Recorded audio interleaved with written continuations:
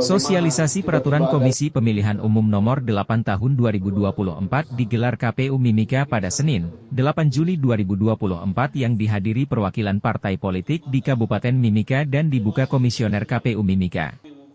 Dalam sosialisasi tersebut sesuai yang termuat dalam PKPU Nomor 8 Tahun 2024 mengatur tentang tata cara pencalonan gubernur, wakil gubernur dan bupati, wakil bupati serta wali kota dan wakilnya. Secara umum dalam PKPU Nomor 8 Tahun 2024 diatur pencalonan pilkada pada daerah khusus dan atau daerah istimewa atau dengan sebutan lain, diberlakukan ketentuan dalam PKPU kecuali ditentukan lain oleh Peraturan Perundang-undangan Pasal 138 Ayat 1 dan 2. Oleh karena itu terkait konteks pilkada yang diatur dalam Undang-Undang Otsus Nomor 21 Tahun 2001, yang terakhir diubah dengan Undang-Undang Nomor 2 Tahun 2021 merupakan lex specialis derogat legi general terhadap Undang-Undang Pilkada, di mana dalam Undang-Undang Otsus di Papua hanya mengatur tentang pencalonan gubernur dan wakilnya wajib orang asli Papua dan tidak mengatur tentang pencalonan bupati dan wakil bupati. Oleh karena itu maka berlaku syarat sebagaimana diatur dalam Pasal 14 PKPU Nomor 8 Tahun 2024, yang merupakan turunan dari Undang-Undang Pilkada.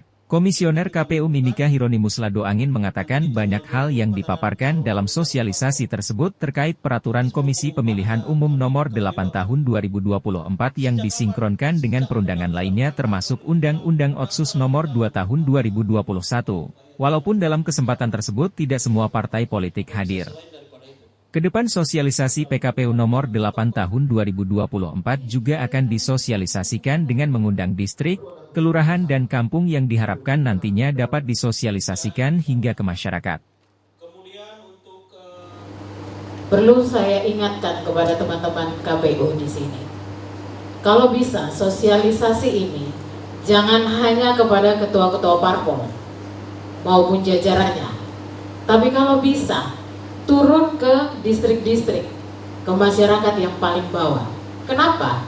Karena kita akan berbicara terkait dengan kirka intelijen.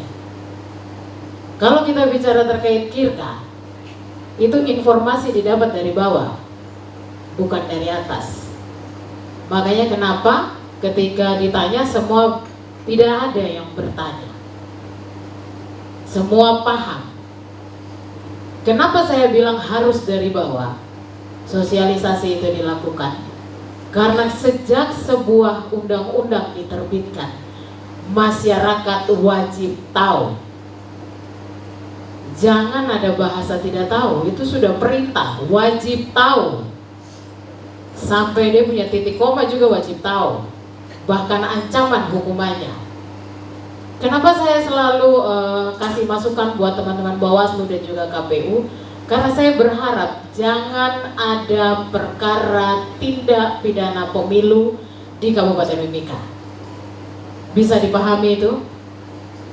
Makanya kenapa Kasih Hidup itu selalu tidak bosan-bosan untuk mengingatkan teman-teman yang melaksanakan pesta demokrasi ini. Apalagi terkait dengan anggaran yang sudah dikucurkan. Negara kita sedang mengalami inflasi. Jadi mari kita sama-sama mendukung supaya setiap tahapan, kalau kemarin Pilpres Pileg sudah satu putaran, saya harap untuk Pilkada juga satu putaran. Tidak ada konflik, tidak ada baku tumbuh, tidak ada tindak pidana baru yang lain selain tindak pidana pemilu, dan semua aman berjalan sampai pada akhirnya. Kegiatan hari ini adalah sosialisasi PKPU 8 2024. Nah, PKPU 8 2024 itu dia mengatur tentang pencalonan kepala daerah. Nah, ini penting untuk disosialisasikan supaya teman-teman yang dari parpol terutama ya, yang punya hak untuk mencalonkan pasangan calon kepala daerah, kita bisa tahu syarat-syaratnya apa, terus tata caranya bagaimana, mekanismenya seperti apa. Nah, itu harus diberitahukan kepada teman-teman ini supaya jadi pemahaman bersama. Nah, tadi saya berharap harus ada diskusi, misalnya ada penafsiran yang berbeda mungkin dari teman-teman terkait dengan klausal-klausal persyaratan tertentu, itu didiskusikan supaya pemahaman kita itu seragam tentang bunyi-bunyi PKPU ini terkait dengan syarat. Nah saya berharap setelah ini, tadi kan yang kita undang itu sebenarnya kita undang semua parpol, tapi tidak semua hadir tadi saya lihat. Tidak semua hadir. Nah, untuk ke depan kami akan menjadwalkan sosialisasi bukan hanya ke partai politik, tetapi juga kepada tokoh masyarakat, tokoh agama, kemudian ormas-ormas, lemasa, lemasko kita undang semua. Supaya mereka pemahaman ini bisa sampai ke akar rumput di masyarakat, sampai di masyarakat di tingkat yang paling bawah, terutama syarat-syarat. Pada dasarnya kami pengurus partai politik merasa bersyukur dan berterima kasih kepada KPU tentunya sebagai lembaga yang akan mengantar dalam proses pelaksanaan pilkada nanti. Ini sudah sangat relevan sekali dengan kegiatan ke depan. Karena apa?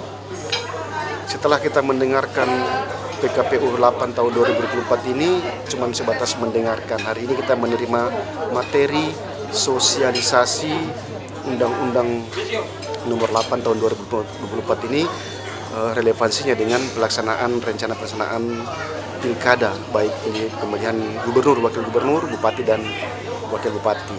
Nah, kenapa hal ini perlu mendapatkan sosialisasi tentunya bagi kami partai politik untuk mendapatkan kesepahaman tentang Undang-Undang Nomor 8 ini.